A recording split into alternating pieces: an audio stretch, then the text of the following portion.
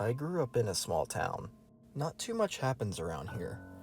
Everyone knows everyone, and honestly, it feels pretty safe. Doors stay unlocked, kids run around outside all day long. Summer was simple. One night, when I was just hanging out on my porch, smoking a cigarette and listening to the crickets, I heard a knock, slow and deliberate, on the side window next to me. At first, I thought it was a branch hitting the glass or something, but then it happened again. 3 sharp knocks, a pause, and then 3 more. It was way too precise to be something random. I got up and looked, but no one was there. The street was empty, just the usual night sounds: crickets, cicadas, and that kind of quiet you get late at night in a small town. I told myself it was nothing and just went back inside. The knocking didn't stop though. For days after, I'd hear the same pattern: 3 knocks, pause, 3 knocks again. Sometimes it would be late at night, sometimes just after sunset. My parents didn't hear it, and when I asked them, they just said it was probably the old house settling, or maybe some animal outside. One night, after a long day swimming in the river, I went to bed early. The sun had just set when I heard the knocking again, this time louder and coming from the back door. I got up and looked through the peephole, but no one was there. Then I saw footprints in the dirt, right in front of the door. They were small, like a kid's, but they stopped abruptly just past the porch. I couldn't see them anywhere beyond that. I stared at them, and I don't know why, but I felt like something wasn't right. I backed away from the door and locked it tight. Nothing else happened the rest of that night. The next day, I told my best friend Mark about all of this. He pretty much just laughed it off and said I was just scared or imagining things. Then, a few nights later, I was laying in bed when I heard whispers outside my window. It was faint, like kids talking, but I couldn't understand what they were saying. I sat up and opened the window, but I couldn't see anything out there. The voices had stopped the moment the window slid open. After that, I started locking all the doors at night just to be safe. Nothing happened for a few days, but about a week later, there was a banging on the front door, loud and desperate. My heart was racing as I got up and looked through the curtains. There was a small figure on the porch, soaking wet, wearing clothes that looked like they belonged to someone from decades ago. The porch light flickered, casting shadows all around. I opened the door just a crack and asked, "Are you okay? What's going on?" The figure didn't say a word, but just stood there. I took a few steps backward after about 5 seconds of silence. I finally shut the door, admittedly freaked out. I waited a minute, then looked back out the window to the porch. The figure was gone. He left without a sound. I never saw that kid again. After that night, the knocking and whispers stopped completely, and I haven't heard or seen anything ever since. Sometimes, when the summer wind blows through the trees, I swear I can hear faint laughter coming from the yard. I don't know who that kid was or what to even make of this experience. This was only last year, so I will update if anything else happens.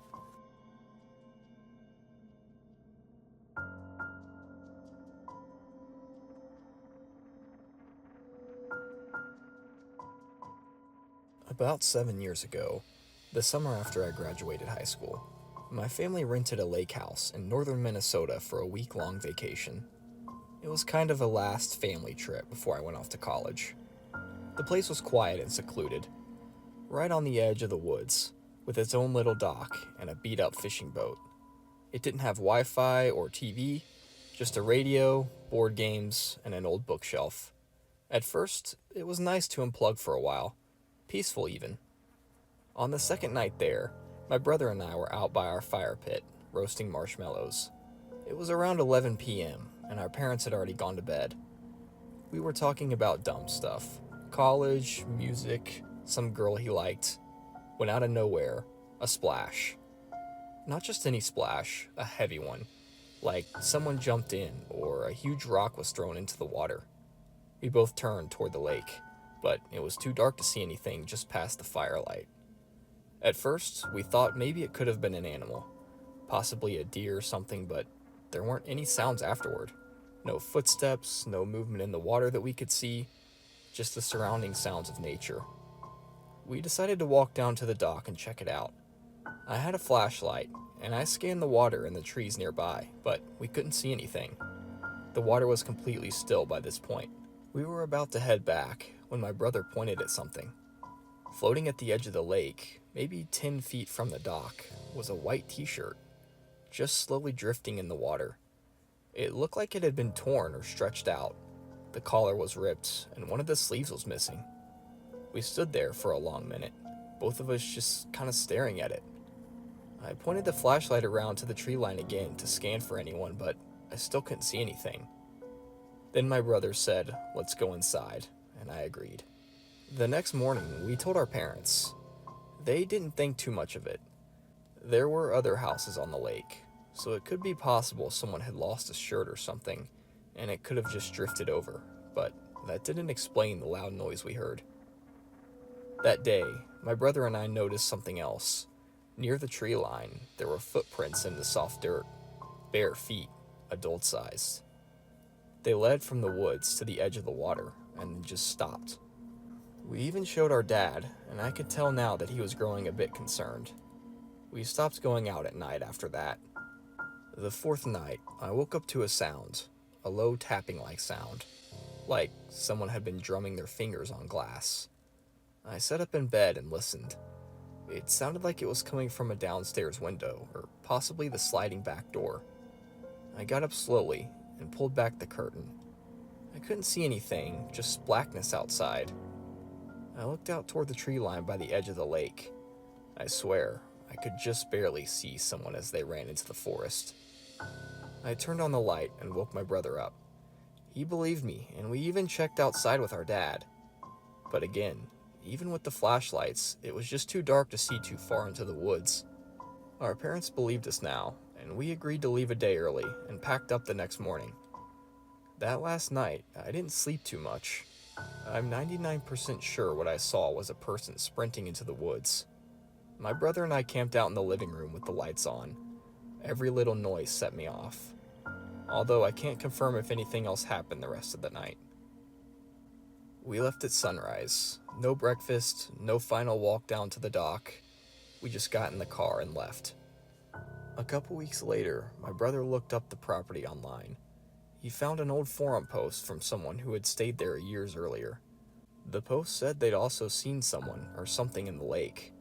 A man standing waist deep in the water at night, not moving, just watching the house. That post had no replies. It was the only thing the account ever posted. To this day, I believe someone had to be living in those woods, just watching the house.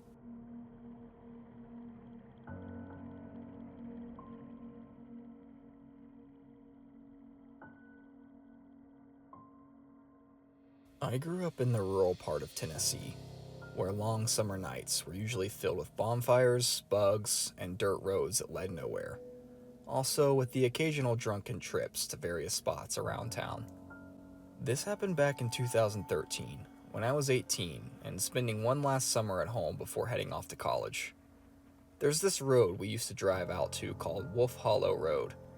It's just outside of town, total backwoods. No cell service, no houses, no lights, just trees and the occasional broken down fence line. It had this reputation among local kids for being haunted. You know the type. People go missing, strange lights, ghost hitchhikers, all the usual small town urban legends. I'd driven it a few times with friends just to screw around, but never saw anything. One night, my buddy Kyle, who had been drinking a bit, dared me to drive it alone. I didn't really believe in that kind of stuff and really didn't have anything better to do, so I agreed. At 12:15, I left my house with just a flashlight, my phone, though again, zero cell service out there, and a Red Bull. I told my parents I was heading to Kyle's house and took off. The first part of the drive was uneventful. The road is narrow, surrounded by trees on both sides. And the road is surprisingly long. I wasn't really sure how far I planned to go. After about 10 minutes in, I turned off the music just to let the silence sink in. It was surprisingly relaxing. The only sounds were the tires on the gravel and a slight breeze in the air. That's when I saw her. At first I thought it was a deer, something pale on the edge of the road. I slowed down, squinted, and realized it was a woman just standing on the side of the road. She looked to be in her 20s, wearing a pale dress with long hair hanging in her face. There was absolutely no reason for her to be out here this late at night. She didn't wave or step aside, just stood perfectly still as I rolled to a stop. I put my window down halfway and muttered, "Are you okay?" Nothing. No reaction, not a flinch.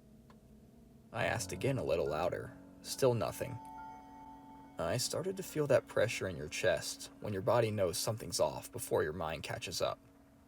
I reached for my flashlight, turned it on, and shined it towards her. She blinked once, and then stepped backward into the woods without a word. She didn't run. She didn't even turn. She just stepped backward like she was being pulled by something.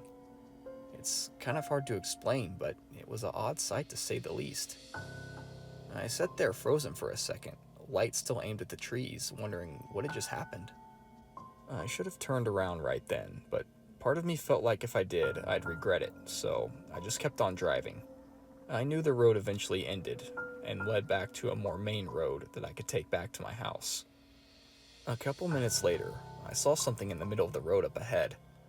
It looked like a deer carcass, or something similar to it. It was perfectly placed, like it had been dragged there and positioned to stop a car. There was no blood or tire marks or anything else that I could see. I stopped my truck, confused. I took a quick glance into my side mirror, illuminated by the red taillights. The woman, or something that looked like her, standing behind my car. I floored it, not looking back. Gravel kicked up behind me as I raced to get off that road. I swerved off the road a bit and clipped a fence post, but I didn't care. I just needed to get out of there. I sped all the way to the main road and didn't stop driving until I reached the gas station just to catch my breath. The moment I pulled in, my phone lit up with messages from Kyle saying, "Are you okay? Where are you? Did you go to Wolf Hollow?" I never answered, and I never went back to that road. A few weeks later, I somehow came across a news article from the 1970s. A woman had been hit and killed walking along Wolf Hollow Road. The picture matched close enough to what I remembered about the woman. I still get chills thinking about her just stepping back into the trees like that, almost like she floated backwards, like she was never supposed to be seen.